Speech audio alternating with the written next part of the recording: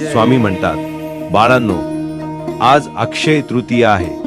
अक्षय म्हणजे कधीही न संपणारे, अनंत आणि शाश्वत असे पुण्य. हा दिवस आपल्या आयुष्यात चांगल्या गोष्टींची सुरुवात करण्यासाठी अत्यंत शुभ मानला जातो. जे काही आज आपण श्रद्धेने, प्रामाणिकपणे सुरू करतो ते अक्षय म्हणजेच कायम टिकणारे आणि वाढत जाणारे असते. आपण लक्षात ठेवा, सण साजरा करताना दिखावा किंवा 19 सण काढून आनंद घेऊ नका. खरा आनंद हा साधेपणात आणि समाधानात असतो. आजच्या दिवशी धन संपत्तीपेक्षा उत्तम विचार, चांगले कर्म आणि मेहनतीची सुरुवात करा. आपल्या ध्येयासाठी प्रामाणिक प्रयत्न सुरू करा, कारण त्याचाच फळ आपल्याला आयुष्यभर अक्षय मिळत राहील. आणि सर्वात महत्त्वाचं म्हणजे आपल्या आरोग्याची काळजी घ्या.